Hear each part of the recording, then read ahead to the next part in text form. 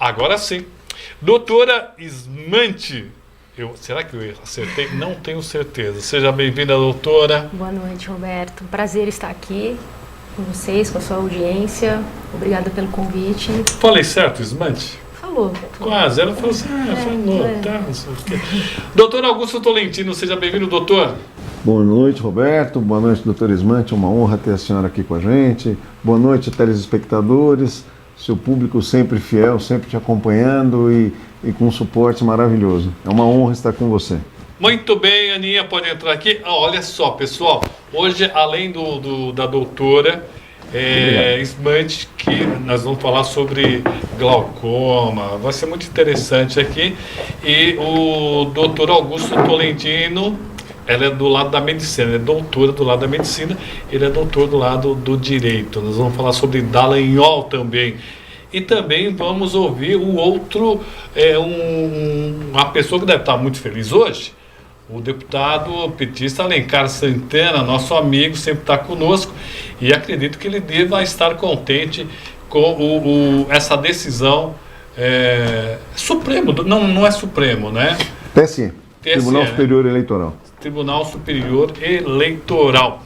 Dr. Nelson Júcio está conosco, Marcos Lins, o Marcelo Lousada também com a gente. Primeiro quero falar com o doutor Ismante. Me fale um pouquinho de você, doutora, oftalmo, especializada exatamente em glaucoma ou tem outras especializações? Como é que é isso?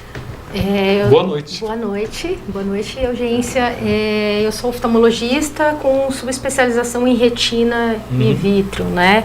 É o meu principal foco, mas a gente no consultório, Roberto, a gente se depara com as doenças mais comuns de oftalmologia, glaucoma, catarata, erros de refração, miopia, astigmatismo. Então, a gente tem uma subespecialidade, mas a gente acaba tendo que conhecer de uma forma geral todas as subespecialidades. O olho é uma obra-prima de Deus. É a nossa é a janela para a entrada da alma, né? Nossa, é uma coisa incrível. Quando eu comecei, eu tenho glaucoma, eu descobri que eu tenho glaucoma em 1999.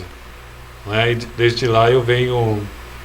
Glaucoma, na verdade, é uma pressão intraocular, uma pressão alta dentro dos olhos, é isso, doutora? É isso mesmo, mas o diagnóstico de glaucoma, Roberto, é um desafio, porque não existe um número mágico, igual, por exemplo, a glicemia, a gente acima de 100, a gente já diagnostica um pré-diabetes. Em glaucoma, infelizmente, é mais difícil, é mais desafiador. Não existe uma pressão que fala assim, acima de 21, quem tem acima disso é glaucoma, ou quem tem abaixo não tem. Infelizmente não é assim.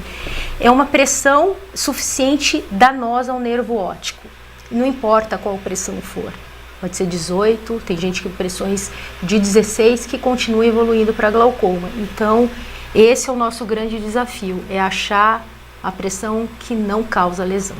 Eu, desde os anos 2000, tenho conseguido manter abaixo de 10, né, que é bem baixo, né? E mesmo assim ainda acabou estragando um pouquinho ali e tal, é um negócio bastante complicado.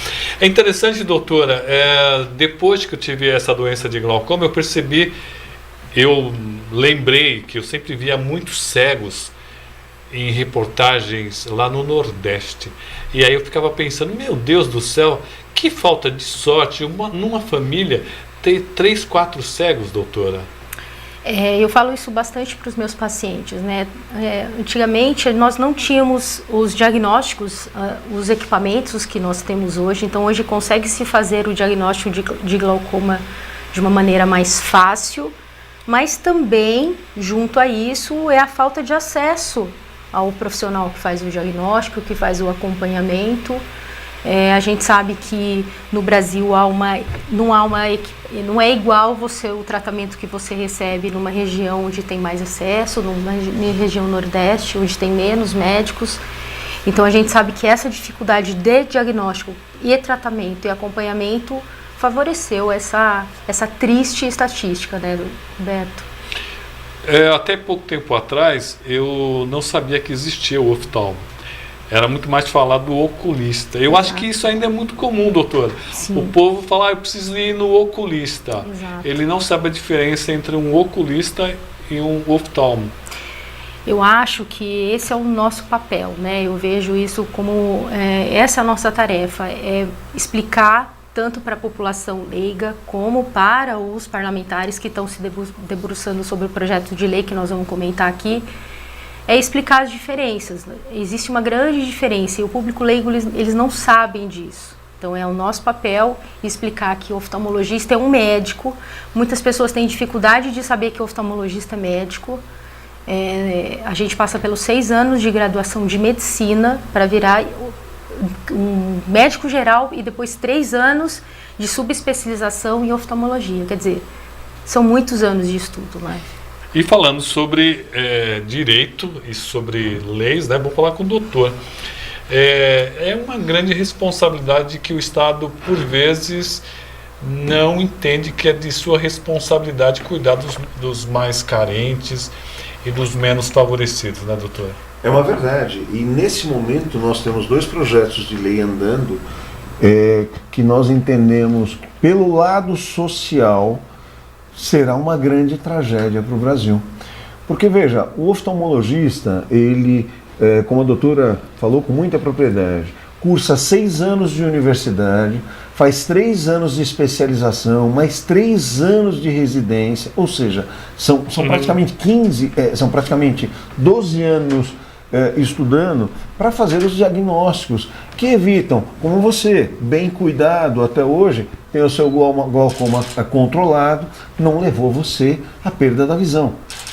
E quando você não se depara com um oftalmologista e se depara com um oculista, e aí nós estamos falando do optometrista, que muitas vezes que é uma profissão muito bonita, que tem um curso superior, porém ele invade a seara do ato médico. Medicina é uma profissão exclusiva de médicos formados e a oftalmologia, além de ser médico, os médicos até brincam, quem é médico e não é oftalmologista não mexe nos olhos, tamanha a dificuldade, a delicadeza, a necessidade do conhecimento, do profissionalismo para cuidar dessas doenças. E nós estamos nos deparando com o interesse mercantilista gigantesco dos laboratórios, das óticas, que querem vender as lentes, que querem vender os óculos. E aí, hoje a doutora Ismantia me consultou, porque um optometrista receitou uma lente de óculos para um paciente dela, que veio até o consultório e falou, doutor, essa lente está estranha, e aí ela foi checar a lente, estava com grau errado, não estava feito em conformidade com o que deveria ser, e quando ela falou, mas escuta, mas quem te deu esse receituário? E ela se depara com o receituário de um optometrista que não tem o condão de fazer aviamento ou receituário médico. É crime. É crime, exercício ilegal da profissão. Embora exista uma lei que regulamente a profissão do optometrista, ele está limitado ao trabalho dentro das óticas e dentro dos laboratórios. E aí, o que vem acontecendo? Você vê às vezes placas espalhadas no centro de São Paulo, consulta com oculista grátis. E a pessoa menos informada, não tendo essa informação... E mais necessitada. Mais necessitado, mais carente, ela muitas vezes entra numa ótica e acha que aquele óculos que vai resolver a dificuldade de grau por talvez dias ou por alguns meses, pode estar agravando uma doença oftalmológica que pode levar à cegueira. Então nós temos aí 2 questões muito importantes.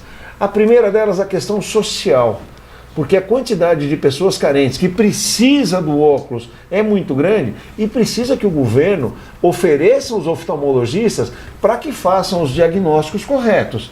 E o segundo ponto aí sim uma tragédia, porque como o senhor mesmo, você mesmo, Roberto, ressaltava, 4 familiares no Nordeste, os 4 vítimas da cegueira, sobrecarregando a Previdência Social. Detalhe, todo esse custo quem paga é a população. E pagando com a própria saúde é um preço inestimável. Você imagine uma pessoa, uma criança, principalmente nós temos agora o advento do celular, que as crianças ficam olhando para o celular o tempo todo, essa luminosidade gera uma série de doenças. Aliás, eu até em reunião com os oftalmologistas ontem, nós falávamos a respeito desse assunto, que antigamente se dizia, na oftalmologia antiga, que existiam cerca de 2.000 doenças somente nos olhos. Para sua perplexidade, foi para a minha também, hoje isso supera a casa das 7.000 doenças. Então, veja, o médico especializado, que está no dia a dia se deparando com essa dificuldade, muitas vezes tem até dificuldade de chegar a um diagnóstico. Precisa, muitas vezes, trocar ideia com outros especialistas para chegar a um denominador comum e, como eles usam o termo, fechar um diagnóstico. E aí, uma pessoa que só tinha a habilitação técnica, agora tem a habilitação do curso superior, mas, porém, invade a seara médica. Esse é o ponto que nós entendemos ser completamente fora da casinha. Alencar Santana, deputado federal, já está aí conectado com nós. Produção, ainda não?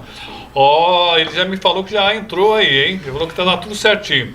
O doutor Nelson Justo, muito atento aqui, ele acabou me fazendo uma pergunta para a doutora que eu já estava anotado aqui para fazer. Já está tudo certo aí, produção? Não? Não? Eu queria que ela é uma pergunta muito importante. O doutor Nelson pergunta para a doutora, para a oftalma, qual a eficácia de cura do glaucoma com a aplicação de laser? Olha que coisa. Podemos fazer a pergunta já, Matheus, para a doutora, depois entra o Alencar, pode ser? Doutora, qual a eficácia de uma operação a laser para a cura do glaucoma? Eu já vou emendar, né? Glaucoma tem cura? Não, glaucoma não tem cura. Ele é contornado, né? Igual o caso do senhor. Igual o caso que o senhor está fazendo. O senhor está controlando de uma forma, mantendo a pressão, uma pressão segura, mas sempre igual a pressão alta. Depois que começa a tomar o remédio, não tem cura. Não é assim, eu tomo o remédio... Você não pode parar mais. Você não pode parar. E isso é um grande desafio que eu falo, os meus pacientes sabem disso, antes de eu entrar com o colírio, porque é mais fácil entrar com o colírio, é muito mais tranquilo. Eu falo assim, eu vou, mas eu tenho que ter certeza, porque ele vai usar esse colírio o resto da vida. E além de um custo financeiro muito alto, o senhor que usa colírio, o senhor sabe qual que é o preço de cada frasco daquele. Então, assim, existem pessoas que eu acompanho pressões limítrofes, mas eu acompanho com outros exames que ainda não apresentam lesão glaucomatosa. E a partir do momento que a gente vê que aquilo está evoluindo de uma forma errada, aí sim a gente intervém com a medicação. O laser é a solução? O laser, o que é a operação a laser, doutora? Na verdade, não é a minha subespecialidade, eu acho que acredito que tenha colegas com muito mais propriedade para falarem sobre isso, mas o que eu sei, a questão do laser é uma novidade, é um avanço tecnológico que a gente tem para evitar, pelo menos por alguns anos, em você entrar com colírio, Roberto, porque você bem sabe, você é o melhor exemplo que nós podemos ter aqui. É ruim você ter que todos os dias pingar o colírio. Pior se você ficar cego, então eu já estou super tranquilo. Mas eu queria voltar aqui ainda nessa questão, doutora. É importante a senhora frisar que glaucoma não tem cura. Uhum. Isso é importantíssimo. Eu conto que eu tenho meu irmão Aguinaldo, né, Matheus?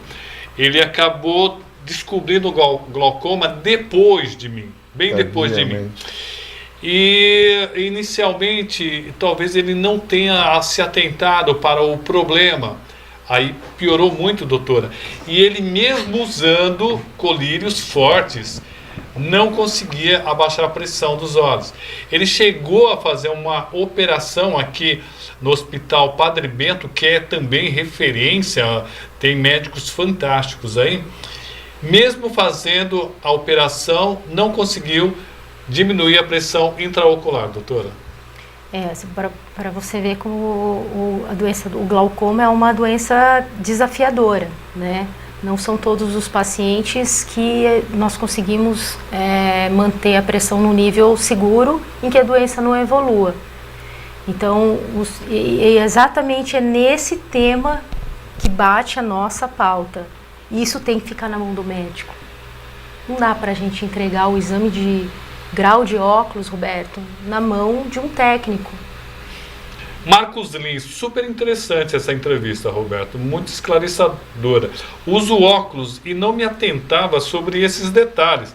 As óticas ficam lançando o quê, meu Deus do céu? Pulou aqui. Ficam lançando o pessoal na calçada. Não sabemos o grau de formação das pessoas que fazem esses testes, Marcos Lins. Exatamente isso. E nós vemos, Roberto, isso aos montes, né? Dependendo da região onde você está, eu tenho o meu consultório no Itaim Bibi, é uma região nobre, mas eu atendo e atendi por muito tempo, muitos anos, em regiões menos favorecidas. E é igual você disse, é o que tem, o que a pessoa tem consegue ter acesso, é a ótica. E eu estou sempre recebendo pacientes mais simples que veem assim, doutor, eu fiz esse óculos na ótica, não me adiantou nada. E aí você vai se aprofundando um pouco mais no diagnóstico, não é óculos, não é só óculos. É uma retinopatia diabética, porque o diabetes mal controlado, ele afeta o fundo do olho. É uma degeneração macular relacionada à idade, que é uma doença que vem aumentando proporcionalmente ao nosso envelhecimento. E a pessoa faz o óculos na ótica, Roberta, gasta bastante dinheiro, porque você sabe que o óculos não é barato, e fica sem diagnóstico. Doutor Nelson, houve um tempo em que os próprios professores aplicavam teste de visão nas escolas. Como os entrevistados veem essa prática feita no passado? Isso eu acho que, eu sou mais nova, mas eu lembro de meus professores comentando isso. Isso é uma triagem extremamente importante, porque os professores estão ali vendo a dificuldade do aluno e eles mandavam isso pra gente. Então acho que isso é uma oportunidade ímpar de se fazer e de se pensar crianças que precisam de auxílio. Eles fazem só a triagem. Faz só a triagem. Muito bem. Eu vi que o doutor talvez não tenha concordado com o nosso nobre deputado Alencar Santana sobre a questão do Deltan Dallagnol. Respeitosamente, nós estamos aqui para discordar de tudo. Eu respeito muito o deputado Alencar Santana, amigo daqui de Guarulhos, foi vereador com o Alan Neto, meu primo, por ocasião da época que o Alan foi presidente. Ele é um deputado aguerrido, tem o meu respeito, embora haja divergências ideológicas bastante consideráveis. Eu entendo, tá? Olhando friamente a letra da lei, o que diz a lei da ficha limpa exatamente quando se refere aos magistrados e aos componentes do Ministério Público? Eles são inelegíveis para qualquer cargo, os magistrados e os membros do Ministério Público que tenham pedido exoneração ou aposentadoria voluntária na pendência de processos administrativos disciplinares pelo período de 8 anos. Ocorre que, no caso, eu entendo, com todo respeito pela decisão do TSE, a decisão de tribunal se respeita ou se recorre, e eu entendo que essa é uma decisão recorrível, mas sob a minha humilde ótica, eu entendo que essa decisão da cassação é um completo absurdo. A regra da inegibilidade só será declarada no momento da exoneração se houver processos disciplinares em andamento. Agora, o ex-deputado disse que possuía 0 processos quando ele pediu a exoneração. O deputado Alencar Santana disse que já havia iniciado. Pois é, mas isso salvo alguma informação que o deputado tenha, que eu não tenha recebido, até onde, com toda a humildade, conheço bastante o CNMP, que é o CNJ do Ministério Público, já estive lá algumas vezes, é um órgão extremamente sério, é um órgão que não tem corporativismo, ele corta na carne realmente, os promotores, os procuradores de justiça são extremamente sérios, mas eu entendo que essa decisão, sob a minha humilde ótica, é equivocada. Lorenzo Tolentino fala: papai, tô aqui, parabéns, manda um salve pra mim. E tá falando que manda a doutora Ismante também mandar um salve. Lorenzo. Ela fala assim: eu uso óculos por causa dela. E ela que determinou. Será que o doutor Henrique Borges concorda com o senhor? Será que ele discorda? O nobre advogado Henrique Borges, será que concorda? Direto de Brasília. Diretamente de Brasília. Boa noite. Olha só, todo azul lá. Boa noite, doutor Henrique. Boa noite, Roberto. Cumprimento a audiência e agradeço a honra do convite. Então, Roberto, sobre essa questão da decisão que nós tivemos ontem em referente ao mandato, a perda do mandato, no caso do deputado Deltan, existem algumas questões relevantes, inclusive essa própria que vocês já iniciaram até um debate sobre a possível existência ou não de um processo disciplinar. O que acontece? A lei da ficha limpa, no seu artigo inaugural, ela fala isso, que até o doutor Augusto disse, que são inelegíveis os membros da magistratura ou do Ministério Público que voluntariamente se exonerem do cargo para evitarem um procedimento administrativo que já está em curso, que pode gerar uma inelegibilidade. No caso específico do Deltan Dallagnol, ele não tinha um processo administrativo disciplinar, que é o que diz a lei. A lei diz, na pendência de processo administrativo disciplinar. Ele tinha, no caso concreto, mais de 15 investigações preliminares e algumas sindicâncias. Essa figura da investigação preliminar e da sindicância são figuras totalmente diversas do processo administrativo disciplinar. Até porque esses procedimentos preliminares, né, o que eles podem vir a causar é a abertura justamente de um processo administrativo disciplinar.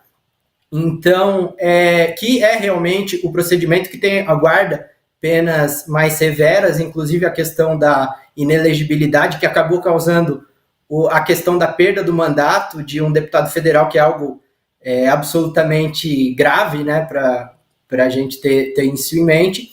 Então, na prática, a lei não foi observada em virtude de que a lei exige que a existência de procedimento administrativo disciplinar. E isso, no fato concreto, não existiu. O que existiam eram investigações preliminares e sindicâncias que poderiam vir a se tornar processos administrativos disciplinares.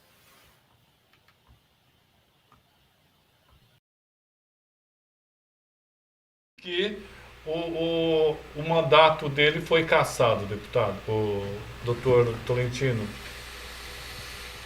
Olha, eu tive a oportunidade de compulsar rapidamente o acórdão da decisão, o voto do ministro Benedito, e eu até tenho ele aqui, eu vou até ler um trecho que é bastante interessante.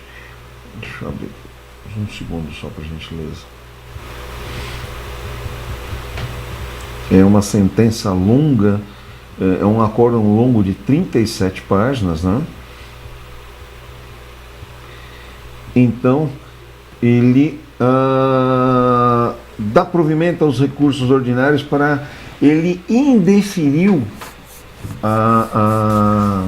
o registro da candidatura, alegando que havia uma condição de inegibilidade que se referia justamente a este procedimento administrativo disciplinar, o que na verdade ainda não existia no momento da exoneração.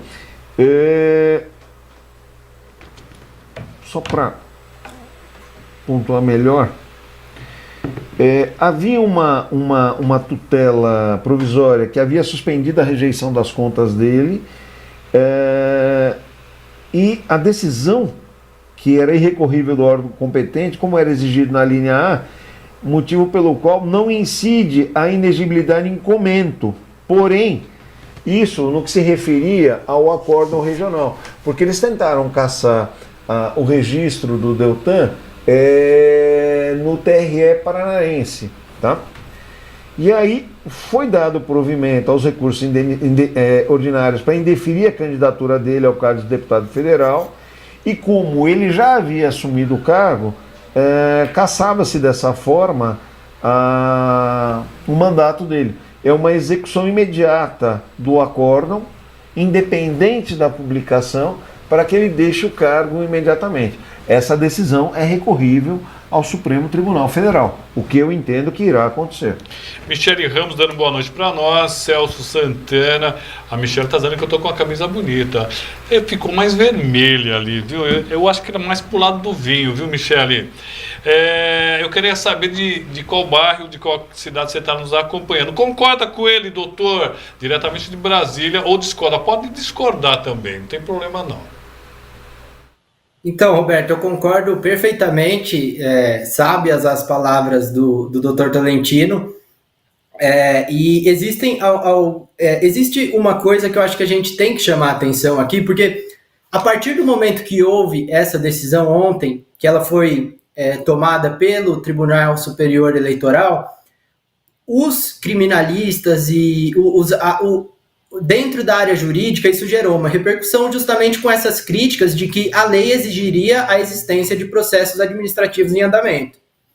E logo em seguida começaram a correr algumas notícias e alguns posicionamentos de que, de fato, existiam processos em andamento. E isso realmente foi uma confusão, porque no próprio voto do ministro Benedito, eles deixam claro que a inelegibilidade do Deltan Dallagnol, do ex-deputado, não foi gerada em razão da existência dos procedimentos administrativos disciplinares, porque isso de fato não existia.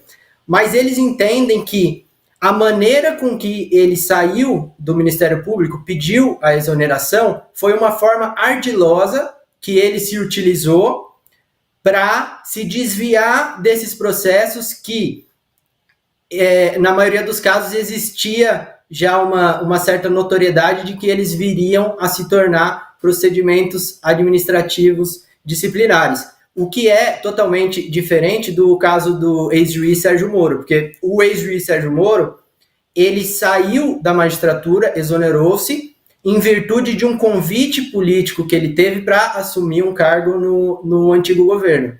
Então, esse argumento utilizado pelo ministro Benedito, e que foi acompanhado pelos outros 6 ministros, de que o Deltan deveria ser tornado inelegível em virtude da forma ardilosa que ele se utilizou para se desviar dessa talvez inevitável inelegibilidade, ele não se aplica para o caso do ex-juiz Sérgio Moro, porque o ex-juiz Sérgio Moro, ele não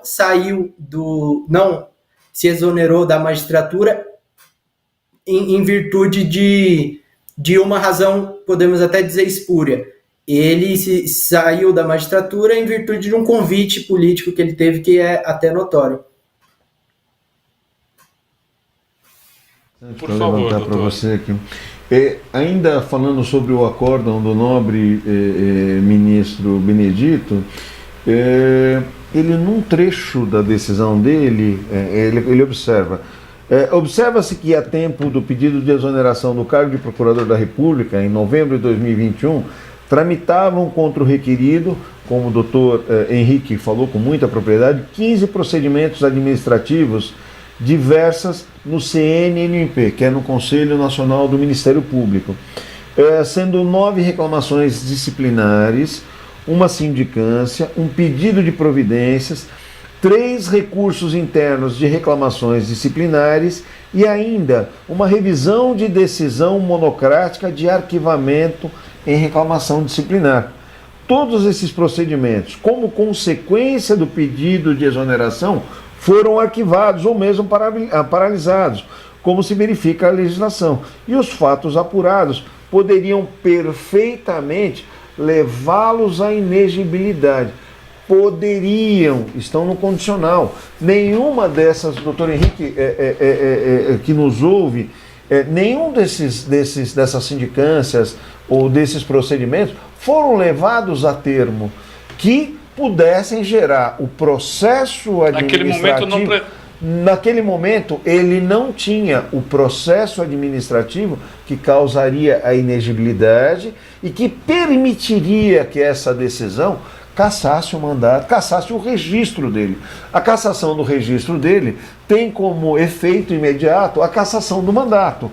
Então, sobre essa ótica, eu entendo que, em primeiro lugar, esses processos teriam que ser levados a cabo, transformados em processos administrativos, e aí sim, caso houvesse condenação irrecorrível dessas decisões, caberia a cassação do registro dele. Mas antes do término desses procedimentos, não. E o próprio... Minutinho só, doutor. Pode falar, autoprodução? Televisão? Ah, desculpa. Tá. Deixa eu falar com o doutor diretamente de Brasília. Doutor, você sabe que na questão do Lula e nessa questão do Dallagnol, juízes bem preparados, eles fazem todo um processo, eles conhecem bem a lei e determinam uma ação. Pô, no caso do Lula, foi o Moro, depois foi a segunda instância, 3 desembargadores, né? Sim. E chegou a Brasília, não chegou? Sim, chegou a Brasília. Sim. Depois de tudo isso, nós estávamos errados? Estava tudo errado. E agora a mesma coisa. O juiz disse que o senhor Dallagnol poderia sair candidato e agora a justiça disse que não pode. O que está acontecendo? Quer dizer que, dependendo do governo, muda-se o entendimento da lei, doutor? Bom, Roberto, essa questão que você pontuou é uma questão muito interessante e pertinente para que nós tenhamos um entendimento bom sobre o que está acontecendo no Brasil. E isso é um fenômeno já que vem há alguns anos, principalmente nos tribunais, mas no campo jurídico em geral, que nós temos 2 grupos que defendem posições jurídicas diversas. E nós podemos separar esses 2 grupos entre alguns garantistas, que são aqueles que defendem principalmente em procedimentos que podem causar uma pena, né, uma pena restritiva de direitos ou mesmo de prisão. Então, esse primeiro grupo, ele é o grupo dos garantistas, ele defende que a pessoa só pode sofrer uma pena de qualquer natureza se ela fizer o que está nos termos da lei. Ou seja, essa interpretação a ser feita por qualquer julgador, ela tem que ser restritiva no que está escrito na lei. Então, para esse grupo, o caso do Deltan Dallagnol não se enquadra na lei, porque a lei diz procedimento administrativo disciplinar, ele não tinha, então a decisão foi errada. E nós temos, de outro vértice, o outro grupo, que é o grupo que nós chamamos de interpretativistas, e é o grupo que a gente pode dizer que encampou a Operação Lava Jato. Durante todo o decorrer da Operação Lava Jato, nós tivemos várias medidas que interpretavam a lei dessa forma extensiva, que de alguma forma até corrigindo ou suplantando o legislador, dizendo que o legislador teria até se esquecido de colocar, acrescentar no artigo de lei essas outras questões. Então eles fazem essa interpretação mais extensiva do artigo para, de certo modo, fazer justiça, que é um dos objetivos do próprio judiciário. Então, nós estamos tendo o embate desses 2 grupos já há alguns anos no Brasil, e o ápice desse grupo que defende uma interpretação mais extensiva da lei, que são os interpretativistas, foi com aquele julgamento famoso da prisão em segunda instância, onde eles entenderam que, mesmo estando escrito na Constituição que ninguém será preso antes do trânsito em julgado, as pessoas poderiam sim ser presas antes do trânsito em julgado para, de certo modo, se fazer justiça. Depois dessa decisão, o constrangimento que passou a nossa Suprema Corte foi tão grande, tanto no âmbito interno quanto externo, que eles recuaram de maneira brusca e voltaram-se de volta, quase um giro de 360 graus, para o garantismo, para a garantia dos direitos e essa interpretação mais restritiva. Então, essa decisão do Deltan ontem foi uma decisão que nos gerou surpresa, porque nós havíamos, desde a Operação Lava Jato, abandonado essa linha da extensão da lei e do interpretativismo que abre mais margem para os juízes e voltado para a questão do reconhecimento das garantias dos cidadãos. Creio que é isso. Eu entendi essa parte aí, viu? Finalmente. Há um detalhe muito interessante ainda nessa ponderação brilhante do doutor Henrique, que são as colocações do condicional. Sim. Então, na própria decisão, ele fala assim, poderá determinar a instauração do processo administrativo disciplinar. Bom, se ele poderá determinar a instauração, o processo não está instaurado. Se ele não está instaurado, não há um motivo ensejador da decisão. Perfeito. A própria decisão, sob a minha humilde análise, ela é dúbia, ela coloca em xeque a próprio posicionamento. E aí, eu volto um pouquinho no tempo, corroborando as brilhantes palavras do Dr. Henrique, lembrando das palavras do Marco Aurélio de Mello, ex-ministro do STF, que, sob a minha ótica, foi um dos mais brilhantes que por lá passou, embora conhecido por nós como o senhor voto vencido muitas vezes. Ele, questionado sobre a mudança de posicionamento, ele já ex-ministro, ele diz as seguintes palavras: o Supremo Tribunal Federal entendeu por ressuscitar politicamente o presidente Lula, sob a minha ótica, de forma equivocada, mudando uma decisão em que, falando sobre a territorialidade da decisão do Moro, mas isto, sob a minha ótica, estava precluso, porque essa territorialidade ela é relativa. E veja, esse processo que havia se iniciado na justiça, o que levou à prisão dele, havia começado na Justiça de São Paulo, era aquele famoso caso do apartamento, do Bancop, em que 3 promotores de São Paulo haviam pedido a prisão do Lula por esse crime, e a juíza de primeiro grau remeteu o processo, ela negou esse pedido, foi recorrida essa decisão para o Tribunal de Justiça, e o Tribunal de Justiça, por 3 desembargadores e votação unânime, remeteu o processo de São Paulo para Curitiba, dizendo entender ser a decisão, ser o foro competente para decidir isso. Decidiu o juiz Sérgio Fernando Moro.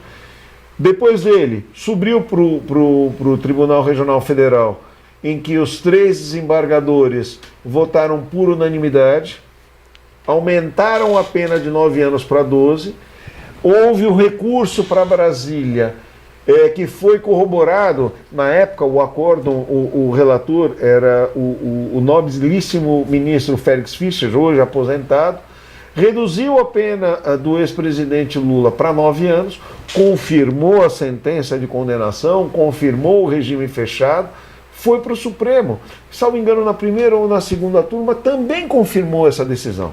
E aí, um habeas corpus, muito posterior, já com 500 e tantos dias da prisão dele, habeas corpus esse que havia sido negado em uma decisão de embargos de declaração, eles simplesmente modificam a decisão, anulando a sentença do presidente Lula. Veja, a sentença foi anulada, o presidente Lula não foi absolvido. Houve uma anulação de sentença por uma questão territorial que já estava ultrapassada há muito tempo. E aí diz o ministro Marco Aurélio que essa decisão, sob a ótica dele, que foi ministro por quase 30 anos, era totalmente equivocada, uma vez que esse item estava superado. Muito bem, aqui ó, o Wagner, lá do Cocaia, Wagner Gomes, está dando boa noite para nós, e ele fala assim, ninguém está acima da lei. E ele fala assim, Deltan Dallagnol é ficha suja, fraudou a lei da ficha limpa para se candidatar a deputado federal. O doutor explicou que ainda ele não era ficha suja quando se candidatou. Wagner lá do Cocaia. E quem mais aqui? Luiz Celson Santana, do Jardim Dona Luísa. O empresário, nosso amigo Marcelo Lousada. Nosso tempo está acabando, mas dá para responder essa pergunta. Vocês entendem que houve arbitrariedade na decisão unânime dos juízes do Supremo? Olha, como eu disse, decisão superior se acata ou se recorre. Sob a minha ótica, sob a minha humilde ótica, houve uma decisão interpretativa do que poderia. Então, eu entendo, respeito imensamente os ilustres ministros que votaram, porém, o meu entendimento é diverso do que ensejou essa decisão. Muito bem. E o nosso amigo de Brasília tá em contato com a gente, continua aí, olha, ele ficou tão quietinho lá. Doutor, tá na linha? Então, muito bem. Eu acredito... Quero agradecer o senhor. Nosso Perfeito. tempo acabou aqui, mas eu queria saber se o senhor entende que a pergunta do Marcelo Lousada, se houve arbitrariedade na decisão unânime dos juízes. Então, Roberto, esse termo arbitrariedade, a gente sabe que é um termo meio pesado, mas eu afirmo que sim. E por quê? Eu afirmo que houve arbitrariedade porque o TSE ele agiu em desacordo com a vasta jurisprudência do próprio Superior Tribunal Eleitoral. Então, do Tribunal Superior Eleitoral. Então, ele agiu contra a sua jurisprudência. É uma decisão totalmente inesperada. Então, ao meu ver, realmente houve um abuso e agora essa questão deve ir para o Supremo Tribunal Federal, onde será, de uma vez por todas, solucionada. Agradeço pelo convite e estou à disposição.